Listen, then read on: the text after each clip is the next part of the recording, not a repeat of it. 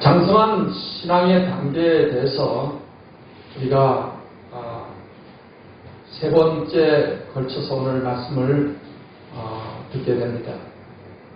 우리가 신앙이 어린아이 단계에 머물러 있어서는 안 되고 장성한 신앙인이 되어야 된다. 성숙한 신앙인이 되어야 된다. 그래서 우리가 첫 번째 시간에는 장성한 신앙인은 분별력, 영적 분별력을 가진 사람이다 라는 것을 말씀해 드렸습니다. 선과 악을 분별하고 또 거짓교리, 참교리, 진리를 또 분별하는 그런 신앙, 딱한 영의 역사인지 성령의 역사인지 영을 분별하는 어떤 능력, 이러한 분별력이 있어야 된다는 것을 말씀을 드렸습니다. 그리고 지난 수요일 날에는 장성한 신앙인이 되려면 우리가 하나님 말씀으로 자라나야 됩니다. 그리고 또 연단을 통해서 우리는 자라나게 된다. 그리고 성도 간의 어떤 교제를 통해서 우리가 장성한 신앙인에 이르게 된다 하는 것에 대해서 말씀해 드렸습니다. 오늘은 그 세 번째 시간으로 장성한 신앙인의 삶의 자세에 대해서 말씀해 드리고자 하는 것입니다. 우리가 신앙이 장성했다면 그 신앙의 모습이 장성한 신앙답게 그런 자세를 갖고 신앙생활을 해야 되는 거예요. 오랜 기간 신앙생활을 했음에도 불구하고 사람들이 볼 때 왜 신앙이 왜 저래? 어린아이 같은 신앙의 모습을 보인다면 창피한 일입니다. 그래서 오늘 장성한 신앙인이 가져야 될 그런 삶의 자세를 몇 가지 말씀해 드리고자 하는 것입니다. 장성한 신앙인은 주인 바꾸기의 자세가 되어 있습니다. 주인 바꾸기. 한번 따라해 보십시다. 주인 바꾸기. 로마서 14장 7절로 8절 말씀을 같이 읽겠습니다. 우리 중에 누구든지 자기를 위하여 사는 자가 없고 자기를 위하여 죽는 자도 없도다. 우리가 살아도 주를 위하여 살고 죽어도 주를 위하여 죽나니 그러므로 사나 죽으나 우리가 주의 것이로다. 이를 위하여 그리스도께서 죽었다가 다시 살아나셨으니 곧 죽은 자와 산 자의 주가 되려 하심이라 했습니다. 장성한 신앙인이 되었다면 내 영혼의 내 생명의 주인이 누구인가를 분명히 알고 사는 사람입니다. 우리가 예수님을 믿기 전에는 내가 내 인생의 주인이 되어서 내 멋대로 이렇게 살았던 것입니다. 우리가 예수님을 믿고 하나님 자녀가 되었음에도 불구하고 신앙이 어린 단계에서는 내가 내 주인인 것으로 생각을 하고 내 마음대로 이렇게 신앙생활도 하고 내 마음대로 살아가는 사람들이 많이 있습니다. 그러나 우리가 신앙이 장성한 신앙이 되었다고 한다면 내 인생의 주인이, 내 삶의 주인이 주님이시다라는 사실을 분명히 알고 그 주님을 위해서 사는 삶, 주님의 뜻대로 사는 삶, 주님의 인도를 따라 사는 삶으로 그 삶이 바뀌어지게 되는 줄 믿습니다. 오늘 로마서 14장 7절로 8절의 말씀은 바울의 신앙 고백이라고 할 수 있습니다. 바울이 예수님을 만나기 전에는 자기가 인생의 주인이 되어서 자기 신념대로, 자기 마음대로 그래서 예수 믿는 사람들을 잡아 죽이고 붙잡아 가두고 옥에 가두고 하는 일에 힘썼던 사람입니다. 그런데 그가 다메섹 도상에서 부활하신 예수님을 그가 만나고 난 이후로는 그는 주인 바꾸기가 이루어졌습니다. 이제는 내가 내 생명의 주인이 아니고 바로 주님이 나의 모든 것의 주인이 되십니다. 그래서 이와 같은 고백이 나오는 거예요. 우리가 살아도 주를 위하여 살고 죽어도 주를 위하여 죽나니 그러므로 사나 죽으나 우리가 주의 것이로다. 그때부터 바울은 오직 주님이 인생의 주인이심을 알고 오직 그 주님의 뜻대로 살아가는 그런 삶을 살기를 힘썼습니다. 복음 전파를 위해서 온 생명을 다 바치며 헌신한 그런 삶을 살았던 것이 이제 내 생명의 주인은 주님이시다. 이 사실을 우리가 분명히 알고 사나 죽으나 우리가 주님을 위해서 산다는 이러한 자세로 살아가야 될 줄 믿습니다. 그리고 장성한 신앙인은 그리스도인의 시간관을 가지고 사는 자세를 가지고 있어요. 그리스도인의 시간관, 하나님 주신 시간을 잘 아끼고 관리하는 그런 자세를 가지고 살아갑니다. 에베소서 5장 15, 16절 말씀을 같이 읽겠습니다. 그런즉 너희가 어떻게 행할지를 자세히 주의하며 지혜 없는 자 같이 말고 오직 지혜 있는 자 같이 하여 세월을 아끼라. 때가 악하니라 하십니다. 세월을 아끼라. 이것을 다르게 표현하면 기회를 선용하라. 이렇게 또 표현이 되기도 합니다. 하나님이 주신 이 세월이 하나의 기회인 것입니다. 여러분, 태어날 때 아주 부모님을 잘 만나서 부유한 환경에서 태어나서 많은 재산을 이렇게 물려받은 그런 사람들이 있고, 아주 가난한 집에 태어나서 전혀 부모의 유산을 받지 못하고 살아가는 그런 사람도 있습니다. 또는 부모의 빚을 안고 사는 사람도 있습니다. 그런데 여러분, 하나님께서 우리에게 누구에게나 공평하게 주신 게 있는데 그것은 바로 시간이라는 것입니다. 1년 365일, 또 한 달, 그리고 하루 24시간, 이거는 누구에게나 차별 없이 하나님이 주시는 거예요. 권력자라고 시간을 더 많이 주고, 그게 아닙니다. 이 시간이라는 것은 정말 우리에게 주어진 아주 귀중한 자산이 아닐 수가 없어요. 시간을 우리가 헛되이 낭비해서는 안 됩니다. 우리가 하나님 주신 시간을 어떻게 잘 관리를 할 것이냐, 그리고 내 인생의 날수를 우리가 잘 개수를 해서 어떤 인생을 살아야 될 것인가, 이런 계획을 갖는 것도 참 중요합니다. 시편 90편 12절 말씀을 같이 읽겠습니다. 우리에게 우리 날 개수함을 가르치사 지혜로운 마음을 얻게 하옵소서 하소서. 여러분, 우리 날 개수함을 가르쳐서 지혜로운 마음을 얻게 해달라, 이렇게 기도하고 있습니다.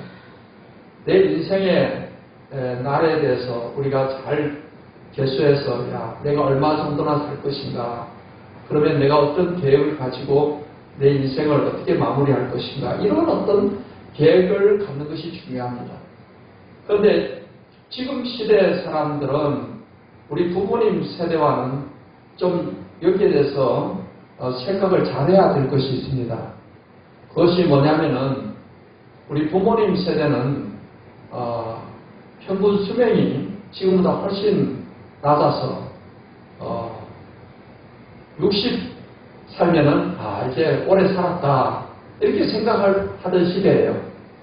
그 60 되면은 회갑잔치 한다고 해서 그동안 오래 살았다 해서 잔치를 하고 하는데, 요즘은 회갑잔치 하는 사람을 별로 못 보는 것 같아요. 왜냐하면 그게 이제는 별 의미가 없어진 것 같아요.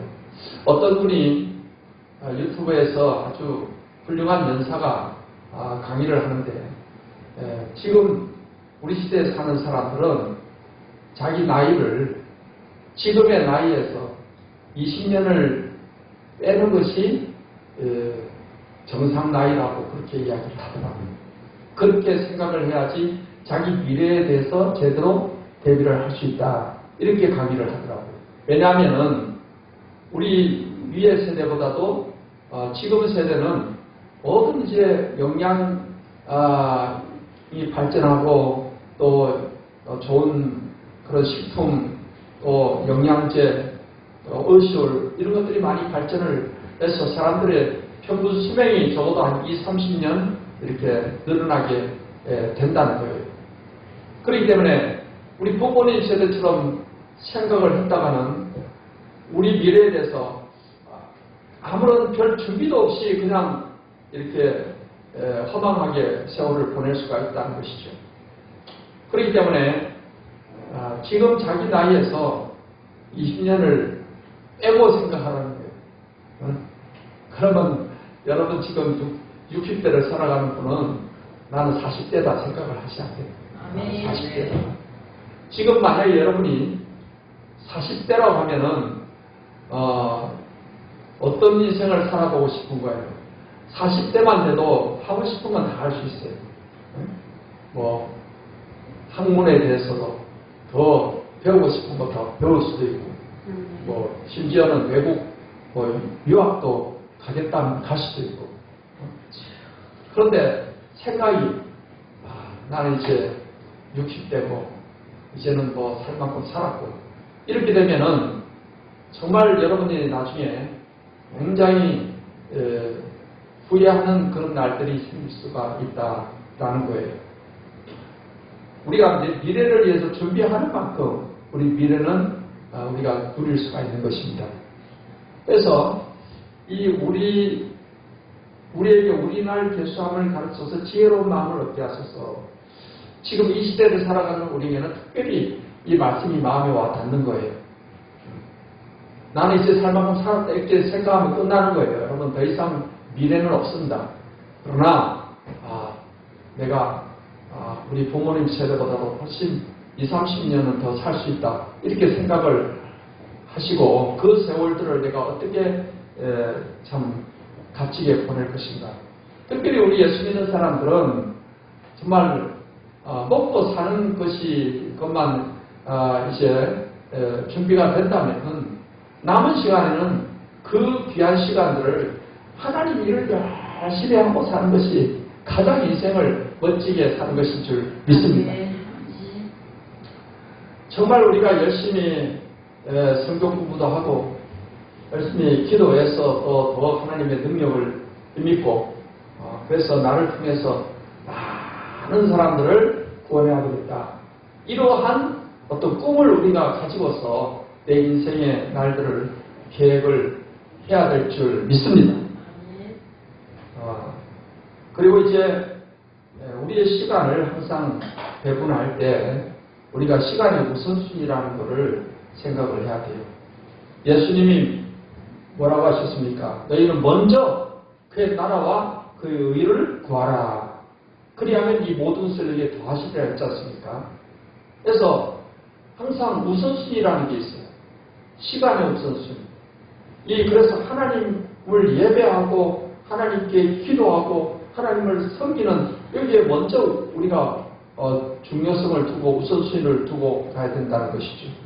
이런 우선순위가 안 돼 있는 사람들은 휴일날에 뭐 친구들이 어디 산에 놀러 가자 그러면은 휴일 예배는 1년에 52번이나 있으니까 한 번쯤 빼먹는 거야. 뭐 괜찮겠지. 우선순위가 안 돼 있으면 그렇게 생각하는 거예요. 근데 여러분 우리가 하나님 앞에 시간 드리는 게 첫째다. 우선순위다. 하나님 예배하는 것이 제일 첫 번째다. 이렇게 생각을 하고 있다면은 우리가 하나님 앞에 예배하는 것을 소홀히 할 수가 없는 거죠. 우리가 하루를 시작하면서 아침에 일어나자마자 TV 틀어놓고 뭐 재밌는 프로 보고 희닥거리고 그러다가 아이고 벌써 밥 먹을 시간이고 밥 먹고 또 TV 보고 이렇게 하면은 그날 하루는 이게 우선순위가 안 돼 있는 거예요. 우리가 아침에 일어나면 만사 천쳐놓고 먼저 하나님 예배하자. 그런 마음을 가지고 하나님께 딱 예배를 하고 그 하루를 시작해 보십시오. 마음이 굉장히 뿌듯합니다. 뿌듯해요. 그러지 않냐고 내 볼일 다 보고 나중에 아이고 오늘 내가 가만 생각해 보니까 하나님께 기도 한 번 안 했고 성경 한 장도 안 읽고 안 되겠구나. 그러니까 그때 가서 불이 나게 되고 우선순위가 밀리는 거예요. 하나님이 먼저가 돼야 될 줄 믿습니다. 하나님.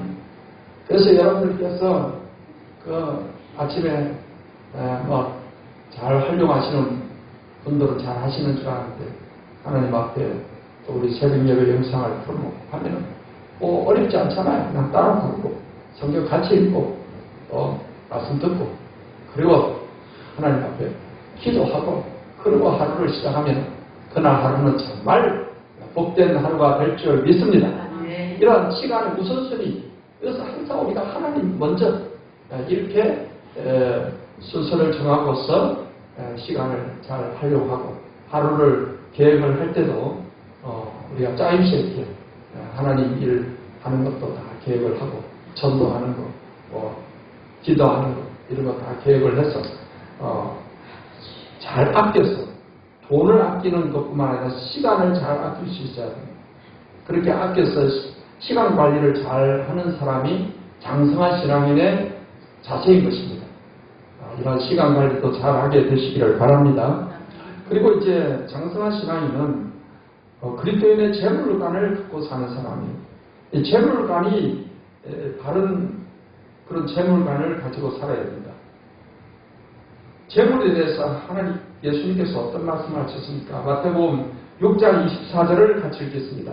한 사람이 두 주인을 섬기지 못할 것이니 혹 이를 미워하고 저를 사랑하거나 혹 이를 중히 여기고 저를 경히 여긴가 너희가 하나님과 재물을 겸하여 섬기지 못하느니라. 하나님과 재물을 겸하여 섬기지 못한다 해서 예수님의 이 말씀은 재물을 우선해서 섬기는 사람이 있다라는 것을 우리에게 말씀해 주는 거예요. 여러분 세상 사람들은 사실 재물을 우선하고 살아가잖아요. 돈이면 모든 것이 다 된다라는 이런 생각 가운데 삽니다. 그래서 늘 돈만 바라보고 살아가는 사람들이 얼마나 많습니까? 그래서 돈이 우상이 되어가지고서 돈을 사랑하는 것 때문에 결국 하나님을 믿지 못하고 돈을 사랑하는 것 때문에 얼마나 많은 죄가 또 죄를 지게 됩니까? 사실 우리가 뉴스에서 일어나는 그 많은 범죄 사건들이 따지고 보면은 돈이 관련되어 있는 것이 많습니다.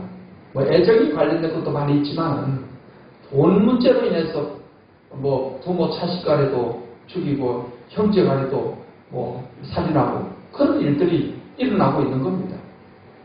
근데 우리가 장성한 신앙인들은 재물을 우리가 재물보다 하나님이 우선이 되어야 된다. 하나님을 섬기고 하나님을 첫째로 사랑하고 섬기고 이 원칙이 분명히 돼야 되는 줄 믿습니다. 그럴 때 그렇지 않고 재물을 더 사랑하면 그게 탐심이고 탐심 우상숭배라고 말하고 있어요. 우리가 무슨 어떤 신상 앞에가 절하는 것만 우상숭배가 아니고 성경은 탐심도 우상숭배다. 하나님보다 더 사랑하는 것이 재물이면 그게 탐심이고 우상숭배라는 것입니다. 우리가 재물에 대해서 어떤 생각을 가지고 있어야 되냐? 나는 청지기다. 그래서 지혜롭고 진실한 청지기가 되어야 된다. 이러한 마음을 항상 가져야 될 줄 믿습니다. 여러분 청지기라는 것은 주인의 재산을 관리하는 사람을 청지기라고 해요.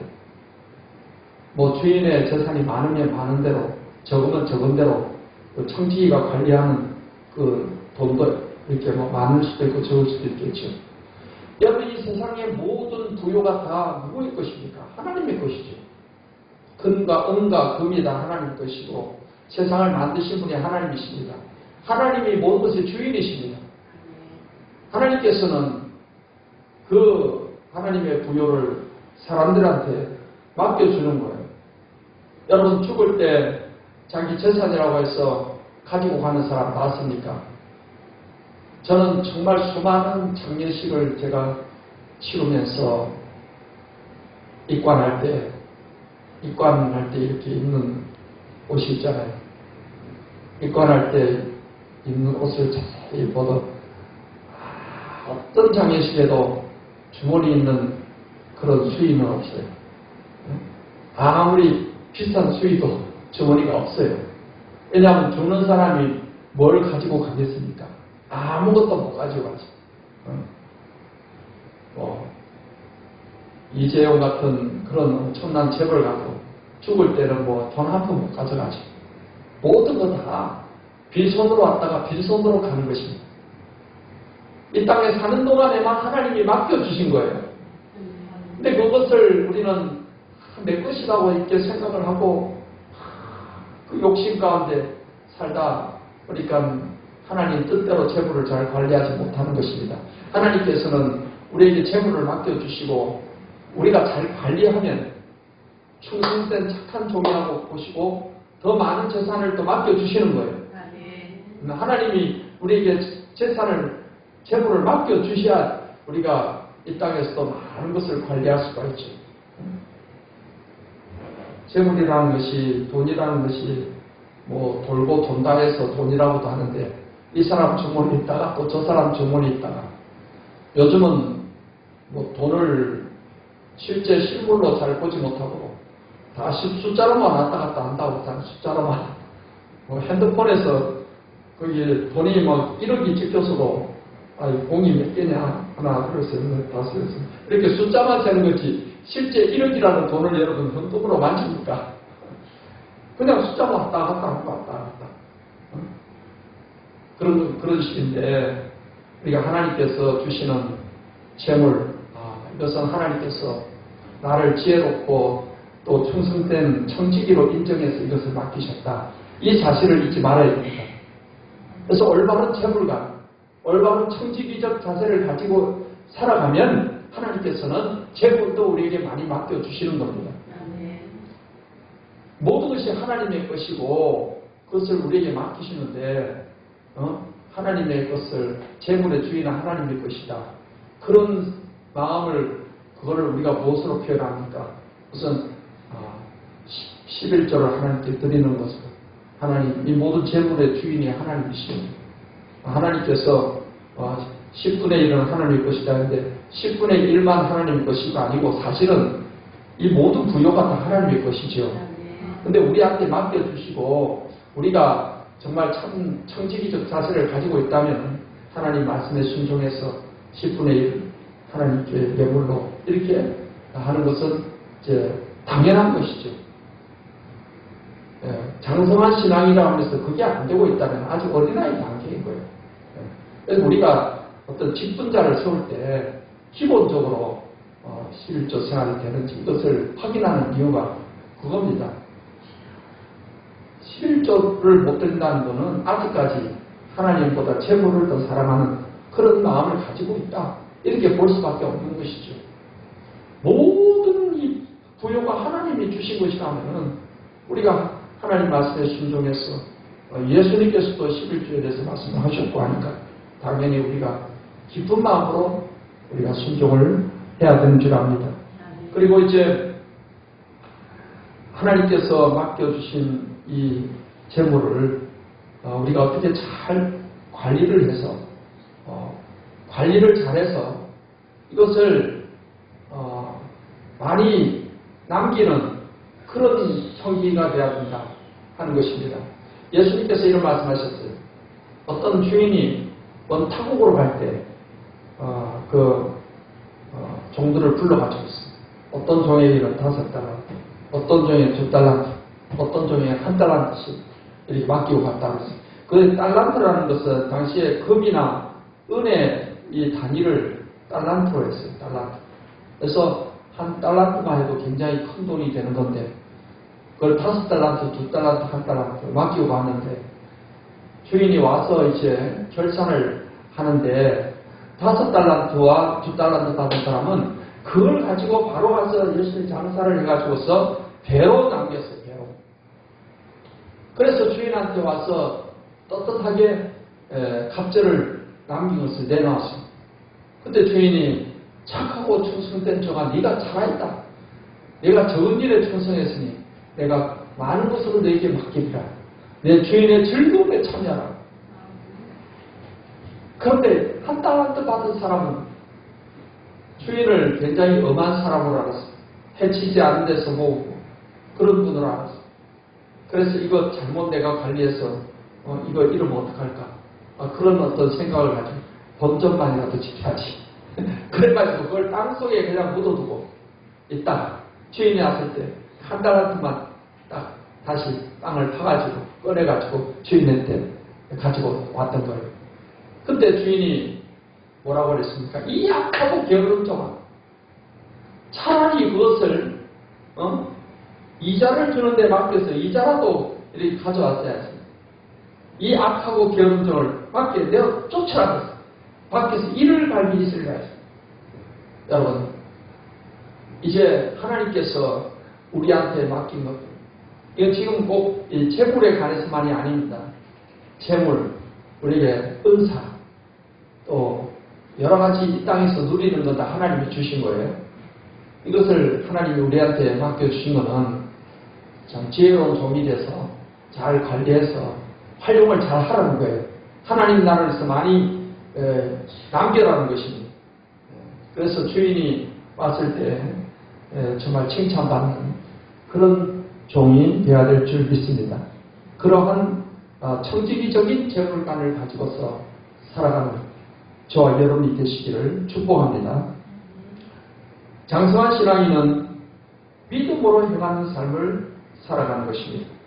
히브리서 11장 1절로 3절을 읽겠습니다. 믿음은 바라는 것들의 실상이요 보지 못하는 것들의 증거니 선진들이 이로써 증거를 얻었느니라. 믿음으로 모든 세계가 하나님의 말씀으로 지어진 줄을 우리가 아나니 보이는 것은 나타난 것으로 말미암아 되는 것이 아니니라. 히브리서 11장은 믿음의 장이라고 합니다. 특별히 히브리서 11장은 믿음으로 살았던 사람들에 관한 그런 기록을 하고 있습니다. 우리의 신앙의 선조들, 그 신앙의 선조들이 과연 어떻게 살아갔는가. 특별히 다 믿음으로 살았다는 거예요. 그래서 믿음으로 산다는 것, 믿음은 바라는 것의 실상이요 보지 못하는 것들의 증거니 선진들이 이로써 증거를 얻었느니라. 아직까지 손에 잡히는 거 없고 눈에 보이는 거 없고 귀에 들리는 거 없지만은 하나님께서 반드시 이루실 것이다. 하나님께서 주실 것이다. 그것을 믿음의 눈으로 바라보고 그것을 믿음으로 바라보고 살아가는 것입니다. 여러분, 우리 신앙의 조상들을 보시면은 아브라함이 그의 본토 아비집을 떠나서 그 갈대아부를 떠나서 가나안 땅으로 와서 있으면서 늘 그는 하나님이 주실 그 약속, 큰 민족의 조상이 되게 할 것이다. 이것을 이루어질 것을 믿음으로 바라보고 믿음으로 살아간 거예요. 다 우리의 신앙의 조상들 보면 모세도 그가 그 왕궁에서 왕자로서의 모든 부귀영화를 다 누릴 수 있었는데 이스라엘 백성들과 함께 고난받기를 오히려 더 즐겼다. 하나님이 주실 상을 바라, 주님이 주실 상을 바라봤다는 거예요. 그렇기 때문에 이제 믿음으로 행하는 우리들은 지금 당장 현실이 어렵다고 해서 우리가 낙심하고 좌절하고 절망하는 것이 아니고 하나님께서 주실 그 위대한 내일을 바라보면서 우리는 믿음으로 살아가야 되는 줄 믿습니다. 믿음으로 산다는 것은 항상 믿음으로 생각하고 믿음으로 말하고 믿음으로 행동하면서 사는 것입니다. 그렇지 않고 눈에 보이는 현실만 바라보고 안 된다, 할 수 없다, 큰일 났다 하고 좌절하고 낙심하는 그런 신앙은 아직 어린아이 단계의 신앙이 될 수밖에 없습니다. 믿음으로 위대한 내일을 바라보며 하나님이 주시는 위대한 비전을 마음에 품고 꿈을 가지고서 힘차게 어떤 상황에서도 할 수 있다. 이런 믿음을 가지고 전진하는 저와 여러분 되시기를 예수님의 이름으로 축원합니다. 장성한 신앙인의 삶의 모습 다섯 번째로 훈련과 점검의 삶을 살 수 있어야 됩니다. 고린도전서 9장 25절 27절을 읽겠습니다. 이기기를 다투는 자마다 모든 일에 절제하나니 그는 썩을 승리자의 관을 얻고자 하되 우리는 썩지 아니할 것을 얻고자 하노라. 그러므로 나는 허공 다름질하기를 향방 없는 것 같이 아니하고 싸우기를 허공을 치는 것 같이 아니하며 내가 내 몸을 저 복종하게 하면 내가 남에게 접한 후에 자신이 도리어 버림을 당할까 두려워함이로다 했습니다. 바울 사도는 우리 그리스도인의 삶을 이기를 다투는 그런 다름질하는 그런 어떤 선수로 지금 비유적으로 표현하고 있습니다. 여러분, 달리기 선수로 나선 사람들은 결국은 그 달리기에서 우승을 위해서 달려가는 것이죠. 우승을 위해서 달려갑니다. 그러면 이 선수가 만약에 지금 올림픽 경기라면 올림픽 경기에서 우승을 위해서 다름질을 하는데 그 올림픽에 나갈 때까지 얼마나 자신의 몸을 훈련시키고 단련하고 했겠습니까? 올림픽 선수촌에 이렇게 보면은 그 선수들이 그냥 그 올림픽 때 멸류관 메달을 따기 위해서 그냥 땀을 비워도 틀리면서 훈련을 거듭하는 것입니다. 그런 훈련이 없이 어떻게 여러분 거기서 우승자가 될 수가 있겠어요? 먹는 거 하나 체중이 들까봐 싶어가지고 아이스크림 하나 제대로 못 먹고 그렇게 몸을 훈련시키는 거예요. 절제를 하고 절제.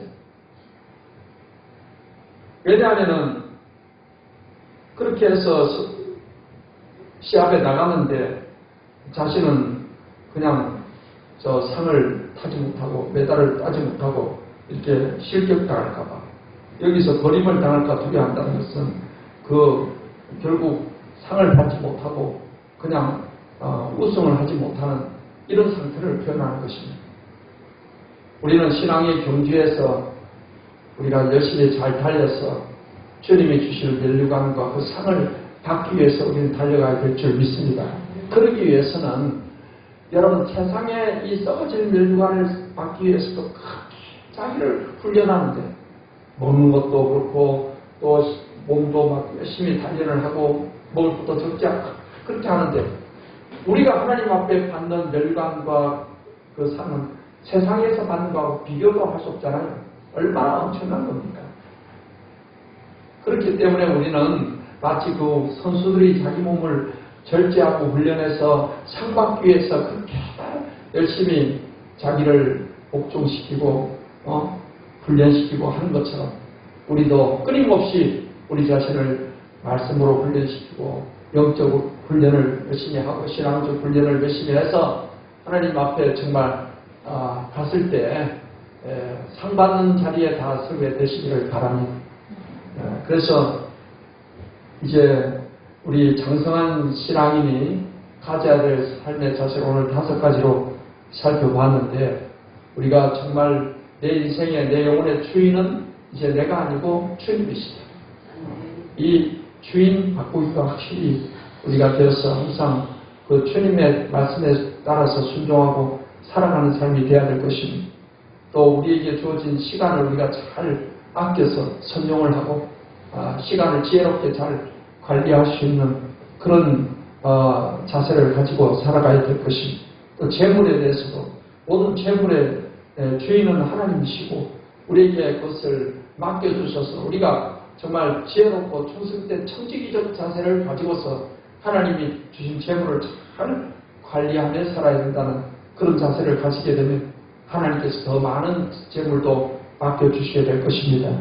그리고 우리는 믿음의 신앙의 선조들처럼 항상 미래한 내일 축복된 미래를 바라보면서 현실을 바라보고 낙심하지 말고 믿음으로 행하는 삶을 살아가는 삶이 되시기를 바랍니다.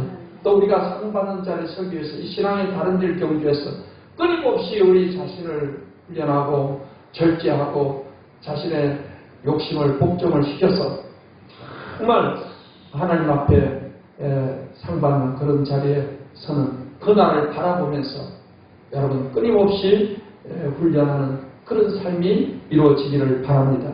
사랑하는 성도 여러분 모두가 다 이러한 장성하고 성숙한 신앙인의 삶의 모습으로 승리하시기를 예수님의 이름으로 축원합니다.